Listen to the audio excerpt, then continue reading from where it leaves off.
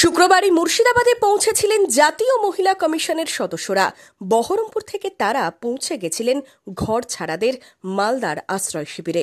শনিবার সকাল থেকে দিনভর শামসেরগঞ্জের বিভিন্ন এলাকা পরিদর্শন করলেন জাতীয় মহিলা কমিশনের সদস্যরা। এদিন সকালে তারা পৌঁছে যান শামসেরগঞ্জের ধুলিয়ানের জাফরাবাদে নিহত হরগোবিন্দ দাস ও চন্দন দাসের বাড়িতে।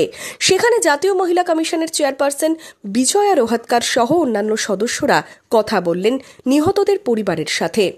এর পাশাপাশি স্থানীয়দের সাথেও তারা কথা বলেন। जो उन्होंने बताया, जो हम यहाँ पे अनुभव कर रहे हैं, बहुत भयंकर है। ভয়ঙ্কর শিক্ষিত সমাজে একটা মানুষ সমাজে বাস করে এটা বলতে পারে না। শুধু হিন্দু হওয়ার জন্য কুপিয়ে মারা হয়েছে, 4 ঘন্টা পরে পুলিশ আসছে। পশ্চিমবঙ্গে এটা চলবে না, এটা চলবে না, এটা চলতে পারে না। ভয়াবহ ভয়ঙ্কর। पति गया, पिता गया, कोई महिला सबका ऐसे करके घर से निकाल के खींच के बाहर जाके उनको बुचर के तरह उनको कुपा के काटाया गया। इसका भयानक है। ऐसा मामला बंगाल में हुआ क्या हम नहीं जानते हैं। पहला बार देख रहा है।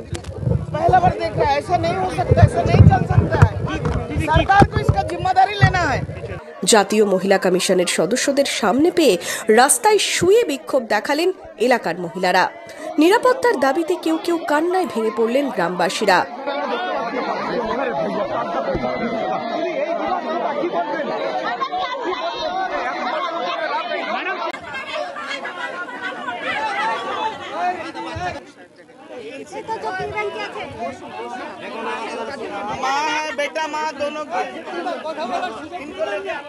জাফরাবাদের পর বেদবোনা গ্রামে পৌঁছে যান জাতীয় মহিলা কমিশনের সদস্যরা।